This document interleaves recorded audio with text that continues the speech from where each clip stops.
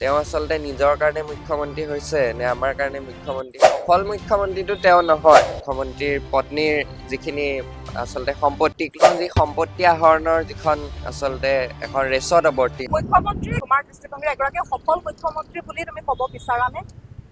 সফল মুখ্যমন্ত্ৰীটো তেওঁ নহয়, কাৰণ তেওঁৰ কাৰ্যকালত বহুকেইটা প্ৰতিবাদ হ'ল আৰু সেই প্ৰতিবাদবিলাক যেতিয়া হয় তেতিয়াও তেওঁ ইছ্যুটো ডাইভাৰ্ট কৰিবৰ কাৰণে বিভিন্ন ধৰণৰ আন এটা ইছ্যু উলিয়ায় বা তেওঁৰ মুখ্যমন্ত্ৰীৰ পত্নীৰ যিখিনি আচলতে সম্পত্তিক লৈ বহু ক্ষেত্ৰত আমাৰ অপজিশ্যনে প্ৰশ্ন কৰি আহিছে বা বিভিন্ন সময়ত ৰাইজেও প্ৰশ্ন কৰি আহিছে আৰু তেওঁ যি সম্পত্তি আহৰণৰ যিখন আচলতে এখন ৰেচত অৱতীৰ্ণ হ'ল সেই কথাটো কিন্তু বহুত অসমৰ ৰাইজে মন কৰিছে আৰু সেই দিশৰ পৰা চাবলৈ গ'লে তেওঁ আচলতে নিজৰ কাৰণে মুখ্যমন্ত্ৰী হৈছে নে আমাৰ কাৰণে মুখ্যমন্ত্ৰী হৈছে সেই কথাটো মানে ভাবিবলগীয়া আৰু তেওঁৰ কাৰ্যকালতে ধৰক এতিয়া বিভিন্ন প্ৰতিবাদবিলাক বেছি উগ্ৰ হ'বলৈ ধৰিছে।